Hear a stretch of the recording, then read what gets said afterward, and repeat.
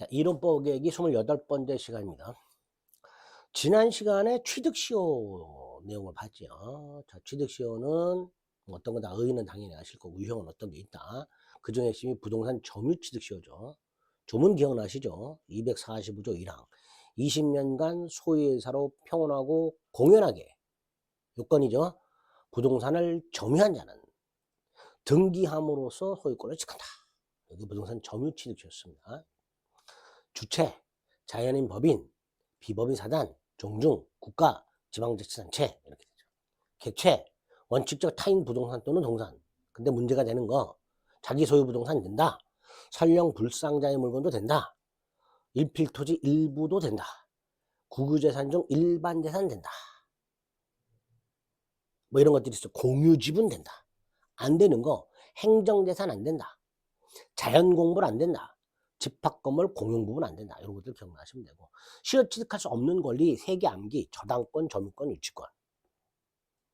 그 다음에 점유측시 요건인 소유회사로 평온 공연점유. 추정되니까 증명 필요 없고 20년 계속 점유가 문제가 되고 기산일을 어떻게 정해야 되는가. 원칙적으로 최초 점유한 날을 기산일로. 역산 안 돼. 선택 안 돼. 다만 소유자의 변동이 없어. 선택 가능해. 시효 완성 후 소유자가 바뀌었어. 그때부터 다시 20년이 됐어. 2차 취득시효라 그랬고 소유자가 바뀐 때는 새로운 기산일로 삼을 수 있어. 효과, 등기해만 소유권 취득해. 따라서 이전 등기 청구권이 생겨. 채권적이어서 원칙 10년의 소멸시효에 걸리지만 시효완성자가 스스로 점유하고 있으면 소멸시효가 진행이 안 돼. 근데 점유를 타인에게 넘겨줘서 점유를 상실하게 되면 그때부터 10년의 소멸시효에 걸려. 그죠? 자, 누구를 상대로 해야 돼? 시효 완성 당시 소유자를 상대로 해야 돼. 시효 완성 당시 두 가지 조심해야 되죠. 미등기 부동산이다. 등기해야 되죠. 그래서 시효 완성 당시 소유자 이름으로 보존 등기하거나 고사에 상속이 됐다. 상속 이름으로 보존 등기하고 이전 등기를 넘겨받아야 돼. 두 번째, 시효 완성 당시 등기가 무효라면 무효 등기 명의를 상대로는 이전 등기를 청구할 수가 없어. 이런 것들이 기본이라고 그랬죠. 자, 그걸 이제 기초로 하고 사례 형태를 대비해보자. 가배부동산을 을이 20년간 점유함으로써 취득시효가 완성이 됐다.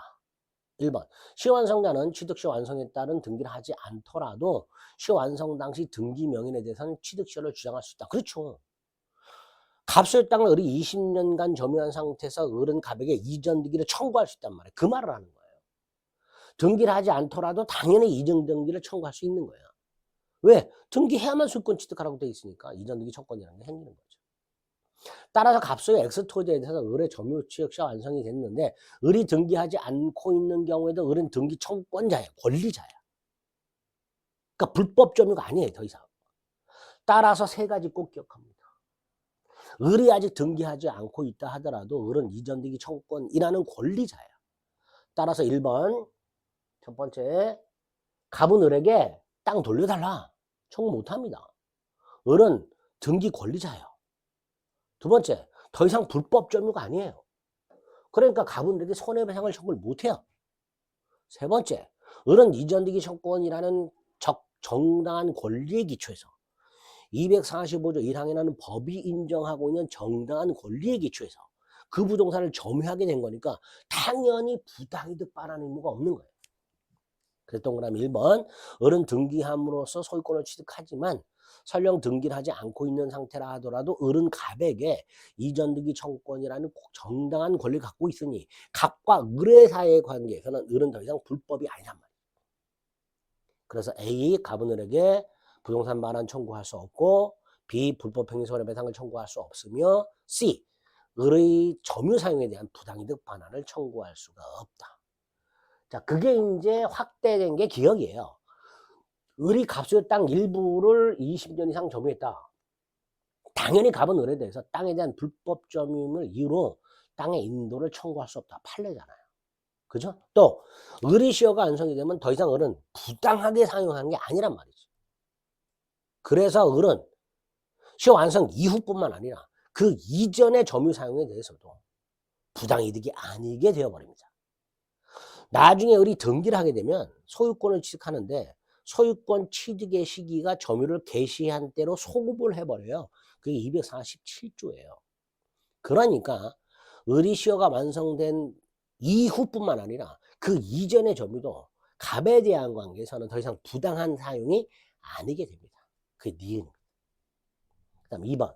자, 을의 시효가 완성이 된 상태에서 을이 등기를 하지 않고 갑소유 땅을 을이 점유함으로써 20년이 됐는데 을이 등기하지 않은 상태에서 정에게 미등기 전매를 하고 정에게 점유를 넘겨줬을 때 두 가지를 기억하셔야 됩니다. 하나는 지난 시간에 봤던 거.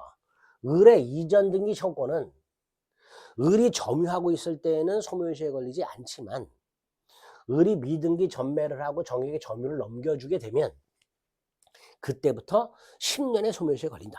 요거 하나 기억하셔야 되고요. 두 번째, 을이 정에게 미등기 전매를 함으로써 정이 을이 아닌 갑에게 직접 이전 등기를 청구할 수 있는 가해 문제가 생기는데 요거는 우리 뭐하고 연결해서 기억하시면 돼요. 중간 생략 등기하고 연결해서 기억하시면 되죠. 마치 을이 매수인인데 미등기 전매한 거하고 구조가 똑같잖아요. 자, 이때 정이 갑에게 이전 등기를 직접 청구하려면 정이 갑에게 야 나한테 직접 등기를 넘겨달라고 청구하려면 중간 생략 등기 합의가 있어야 되잖아요. 매매에서는. 그죠? 이것도 마찬가지예요. 합의가 있어야 돼. 근데 합의가 없겠지.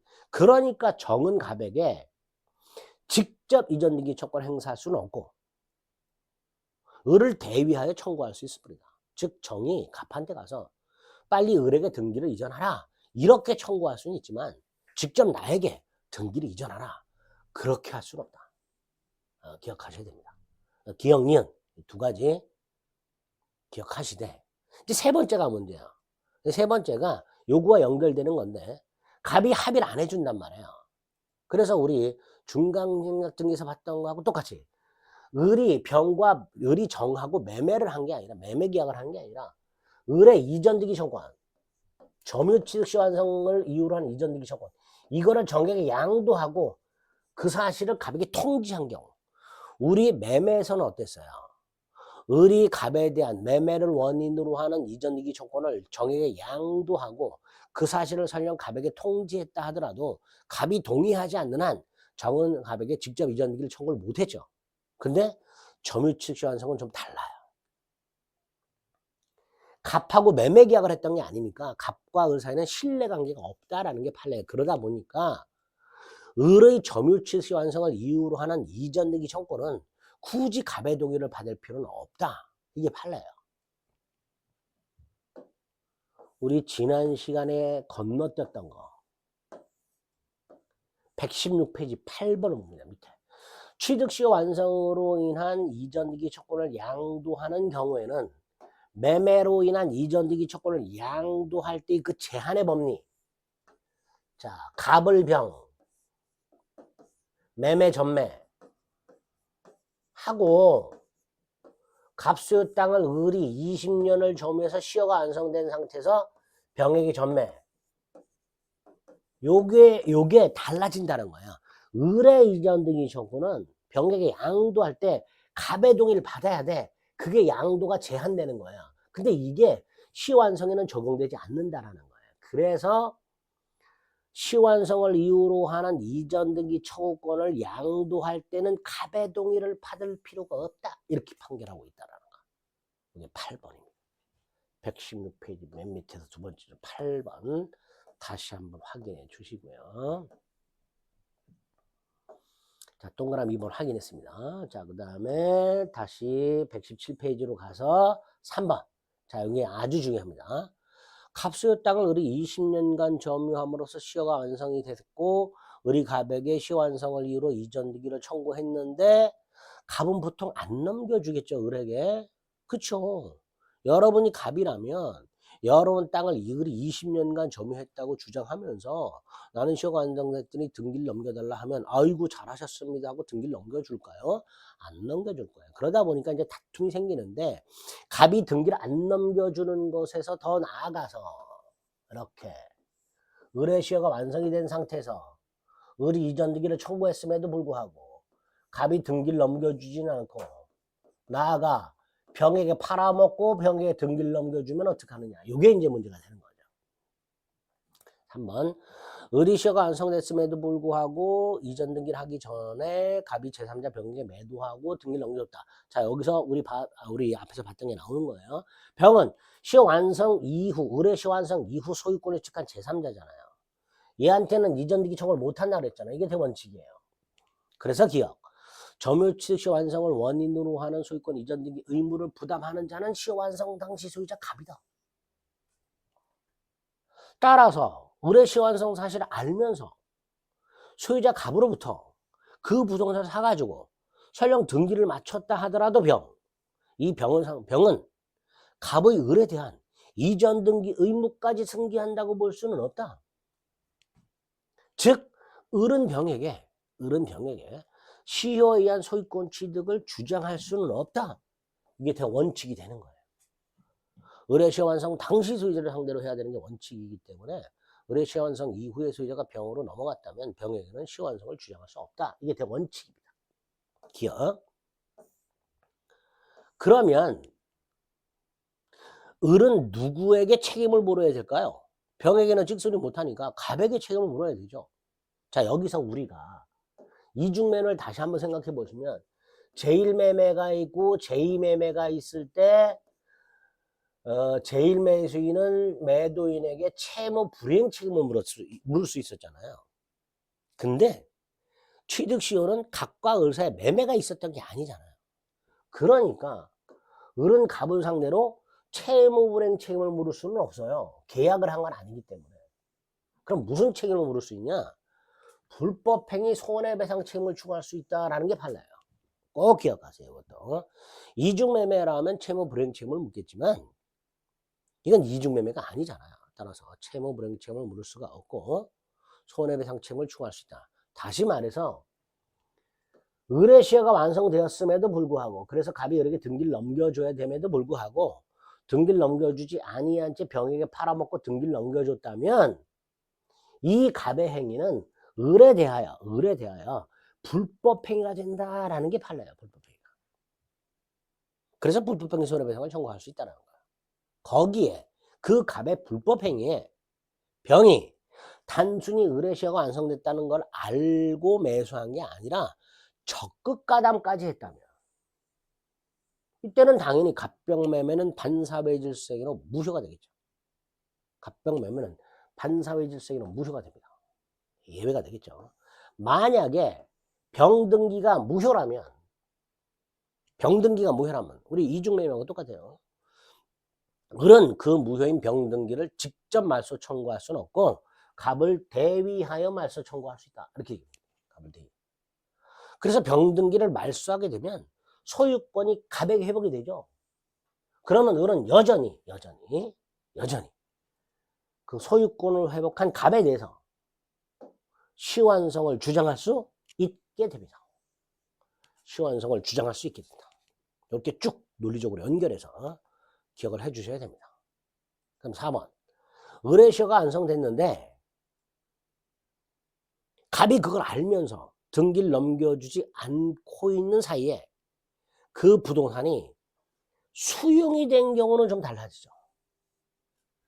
갑이 팔아먹었다면 불법행위가 되지만 수용이 된 경우는 갑의 불법행위가 아니란 말이에요.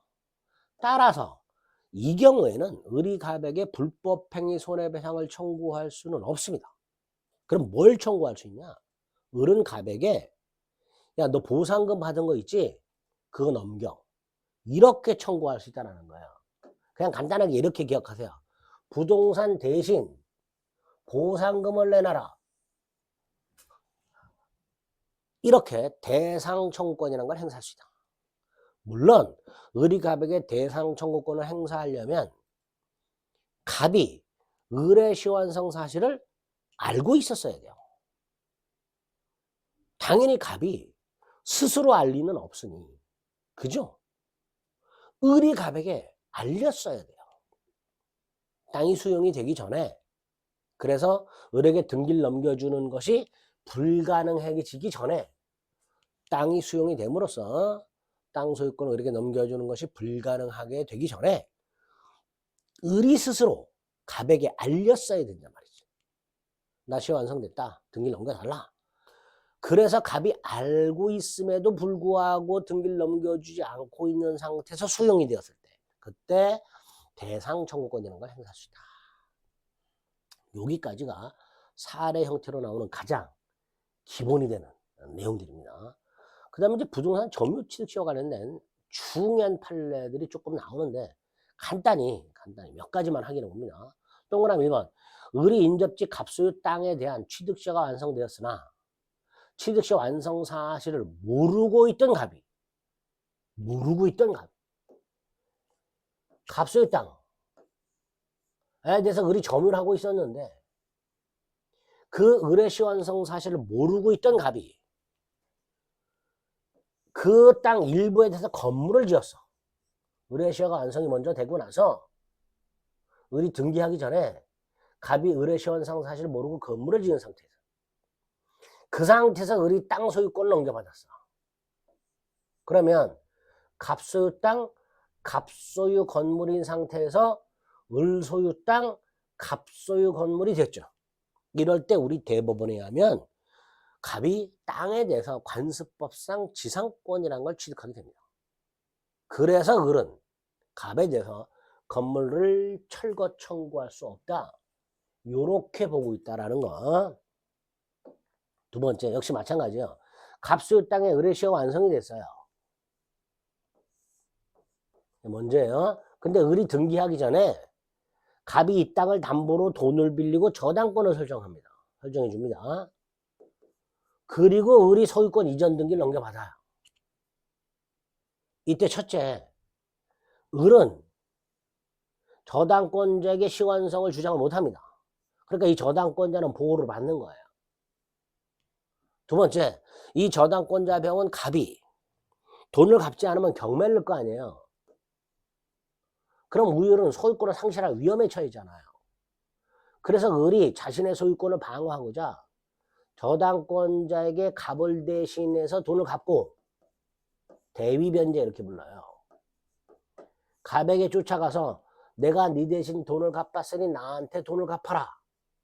이게 구상권이라고 부르는 거예요. 이걸 행사할 수 있는가? 없다. 라는 게 판례야. 을은 네 소유권을 방어하기 위해서 갚은 거 아니야. 갑을 위해서 갚아준 게 아니잖아. 그러니까 두 가지. 저당권은 소멸하지 않고 을은 저당권에 제한이 있는 부동산의 소유권을 취득하고 을이 갑을 대신해서 설령 돈을 갚았다 하더라도 을은 갑에게 구상권 따위를 행사할 수는 없다. 이런 것들을 기억하시면 됩니다. 3번, 4번, 5번은 명의신탁과 관련된 거니까 쳐다보지 마시고요. 나중에 부동산 실거래자 명의 등에 관한 법률을 이해하셔야만 아실 수 있는 내용이니까 문제풀이 가서 기출문제를 통해서 확인하겠습니다.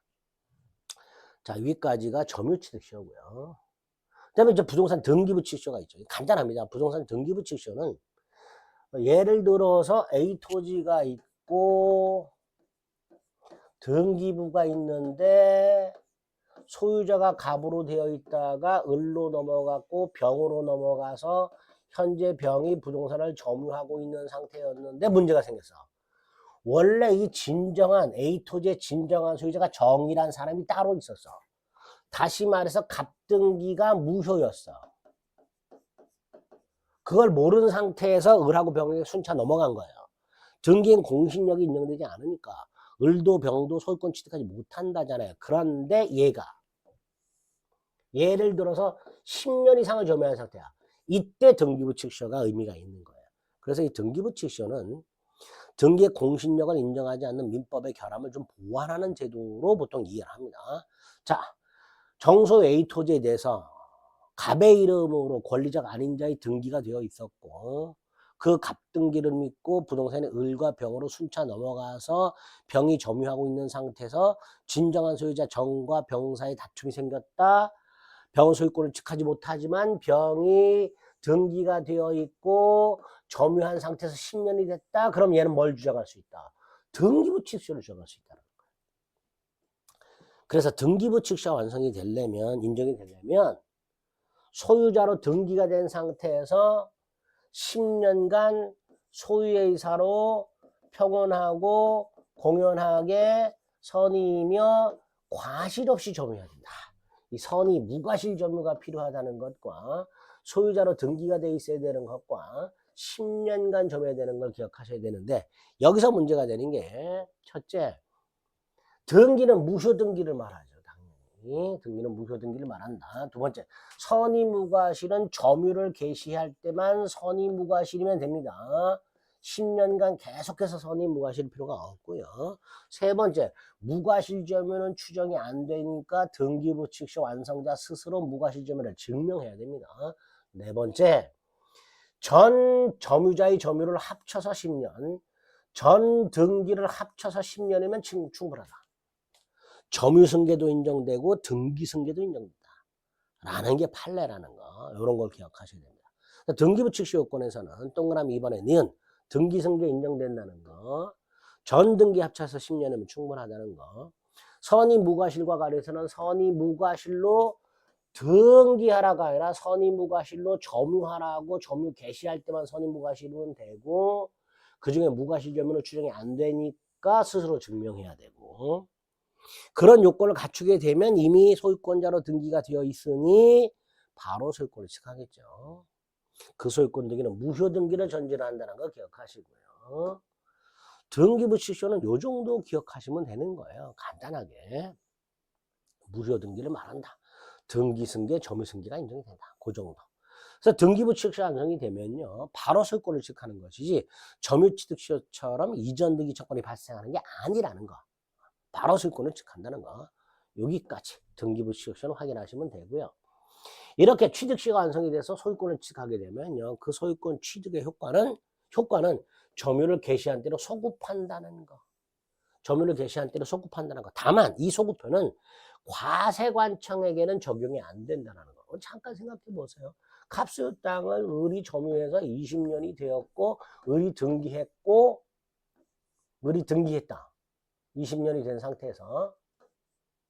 근데 소유권 취득 효과는 소급을 하니까 갑의 입장에서는 요때부터 요때까지 남의 땅 세금을 낸 거란 말이에요. 그러니까 과세관청 가서 소급표를 주장하는 경우. 이게 안 된다는 거예요. 과세관청에 대해서는 소급표가 제한된다. 이런 것들을 간단하게 기억해 두시면 되겠습니다. 시효의 폭이는 몰라도 되고요. 동산소유권 취득시효는 조문만 기억합니다. 점유취득시효만 있고요. 10년짜리가 있고 5년짜리가 있는데요. 10년짜리는 소유의사 평원 공연점유고요. 5년짜리는 플러스 선의무과실까지. 이게 동산소유권 점유취득시효라는 거. 10년짜리 5년짜리 차이 정도만 확인하시면 되겠습니다. 자, 법률 규정한 소유권 취득 중에 제일 중요한 취득시효와 관련된 것들을 두 번에 걸쳐서 나눠 살펴봤습니다. 철저하게 특히 부동산 점유취득시효는 이런 뽀개기 과정에서 설명드린 걸 철저하게 여러분들이 사례 형태로 머릿속에 담아 두셔야만 됩니다. 나머지는 시간을 달리해서 살펴보겠습니다.